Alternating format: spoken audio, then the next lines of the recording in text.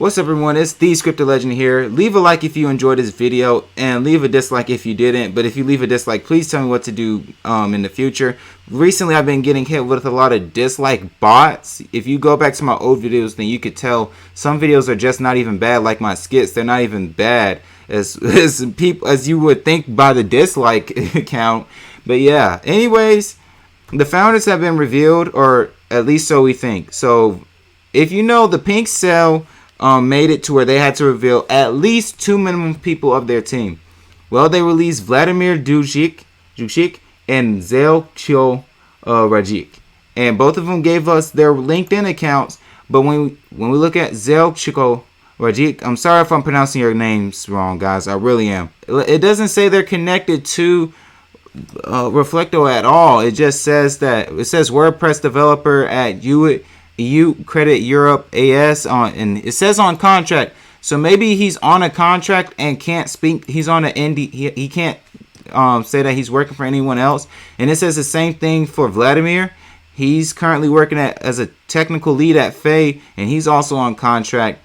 So, and there's no indication that these two guys are with Reflecto. But that's just something, that's just fruitful thought. But I've gone over this audit, and now I'm going to go over it again with y'all. This is from Nebula. I was about to call it Nubola. And the smart audit was reviewed by Vatsal, Rayschura. And when we go over to find out more about him, he's a freelancer, cybersecurity consultant, and smart contract auditor.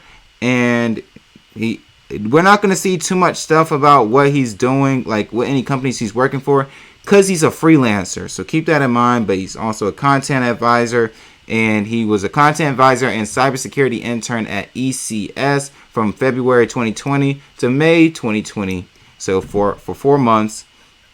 And then he also has an endorsement and security audits and blockchain. This is all from Sahel Barad, a freelancer, smart contract auditor, fuzz testing, fuzzing, and then cybersecurity consultant. Now, since we figured out who everyone is behind this audit, let's jump into the audit. I just wanted y'all to know like some of the stuff that is important. So the issuer of this audit, or about Reflecto itself, the type BP20, which same as Evergrow Coin and many other cryptos. Solidity platform. Audit method. Solidity is the cryptocurrency or the programming language used for this project. White box audit method, and then also latest audit report. For those who don't know what a white box testing is, based on the open source code, non-open source code, to detect whether there are any vulnerabilities in programs such as Nose, SDK, and etc. An SDK, for those who don't know, which is probably many of y'all, don't feel bad, it's a software development kit, okay? Which is a great way to think about it for a kit when it comes to software engineering. I'm sorry, guys. I can't help y'all too much. They're going to be checking for the critical, high, medium, lows, and weaknesses. Now, there's 4 lows. There's no criticals, no highs, no mediums for this project. A critical will be a vulnerability will have a significant impact on the security of the DeFi project, and it is strongly recommended to fix the critical vulnerabilities.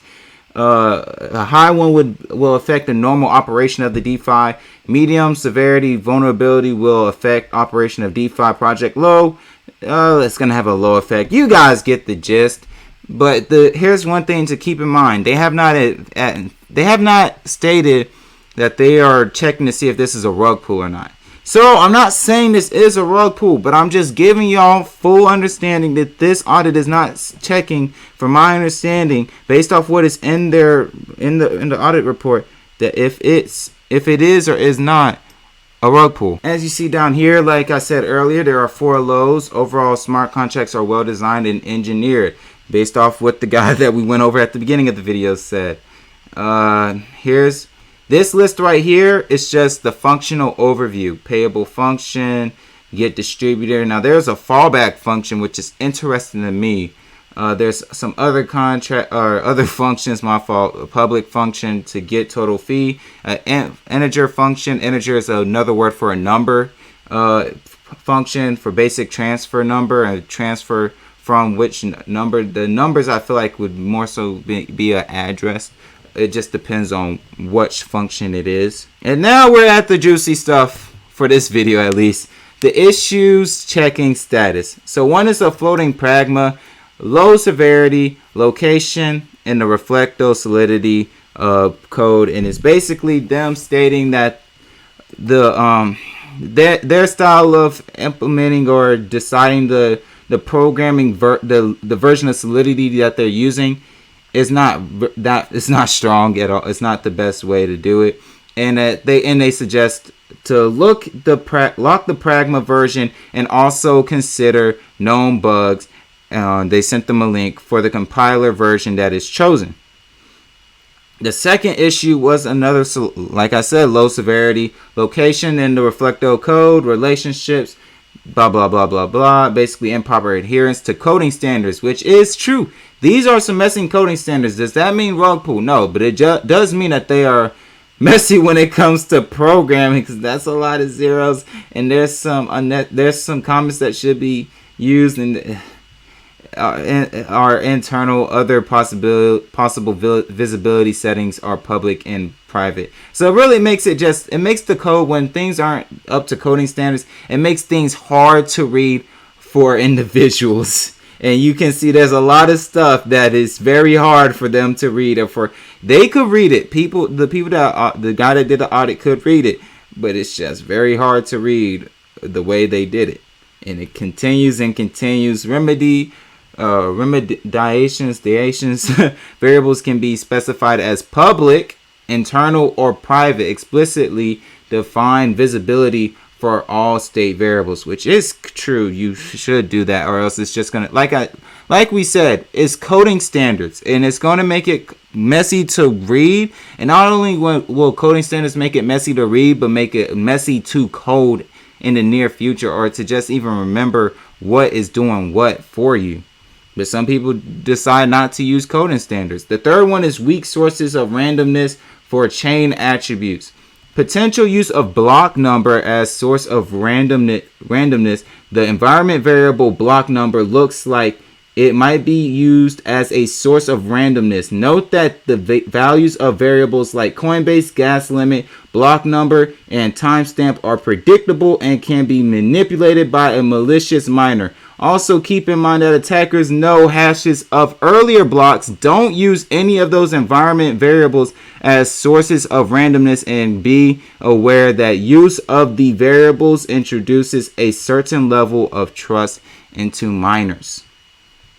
So that's some serious stuff right there, a little bit. I don't know how that got into the low. I feel like that should be a medium. I feel like that should be a medium. Using commitment scheme. Here's some ways to fix it. Using commitment scheme, e.g. Randeo. Using external sources of randomness via oracles. Example, oracleize. Note that this approach requires trusting in Oracle, thus it may be reasonable to use multiple oracles using Bitcoin block hashes, as they are more expensive to mine. And then the fourth and final issue is missing zero address validation.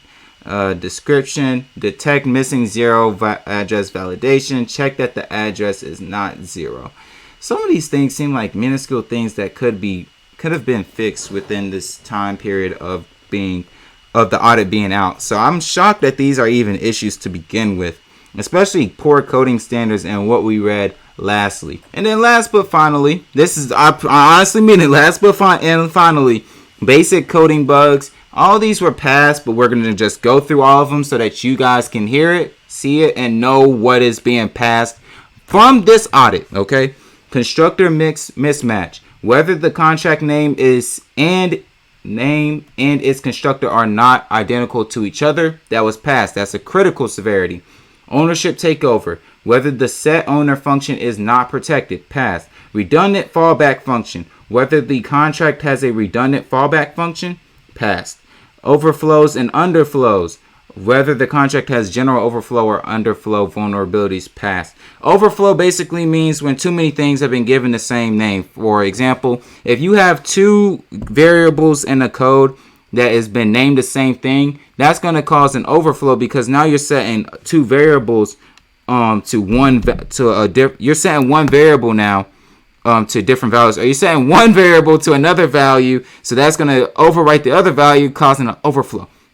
I hope that I explained that very well. Reentrancy. Reentrancy is an issue when code can call back into your contract and change states such as withdrawing ETHs. Pass, and that's critical. The previous ones that I have already said are also critical ones. Now here's a high one. Money giving bag, which y'all would consider a critical one. I understand. Whether the contract returns funds to an arbitrary address, that is a high severity issue, but it was passed. Black hole. Whether the contract locks ETH indefinitely, merely, and without out. Result passed, severity high. I guess I wonder if that was a typo, or if that's just me not understanding what they're trying to say. Unauthorized self-destruct. Whether the contract can be killed by any arbitrary address, that was passed. That's a medium severity. The revert DOS. Whether the contract is vulnerable to DOS attack because of unexpected revert, passed, medium. Unchecked external call. Whether the contract has an external call without checking the return value, pass, medium severity. The next two are about to be medium severities. Gasless send. Whether the contract is vulnerable to gasless send, that was passed. Send instead of transfer. Whether the contract uses send instead of transfer, that one was passed. This is a whole lot of stuff that I'm saying, y'all. And if you're still here watching this video, I appreciate you sticking through this and giving me the watch time hours. I really need it. Costly loop. Description, whether the contract has costly loop, which may lead to out of gas exception. Passed, medium severity. So the next the next four are about to be medium severity. So we're trying to run through this, guys. Use of untrusted libraries. Whether the contract uses any suspicious libraries. Very important. Passed. Use of predictable variables. Passed. Transaction ordering dependency. Passed.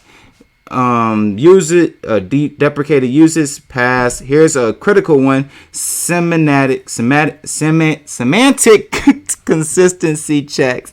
Whether the semantic of the white paper is different from the implementation of the contract. Pass, critical severity. In conclusion, in this audit, we thoroughly analyzed Reflecto's smart contract. The current code base is well organized, but there are promptly some low-level issues found in the first phase of the contract audit. Meanwhile, we need to emphasize that smart contracts as a whole are still in early but exciting stage of development. To improve this report, we greatly appreciate any constructive feedbacks or suggestions on our methodology, audit findings, or potential gaps in scope coverage.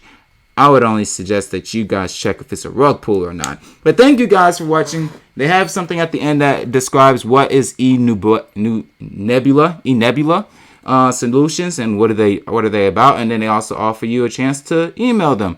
Thank you guys for watching, though. Leave a like, subscribe if you're new, and let me know what other stuff you guys want me to react to or just go over with you from a software engineer aspect. Because yes, guys, I did not note this at the beginning.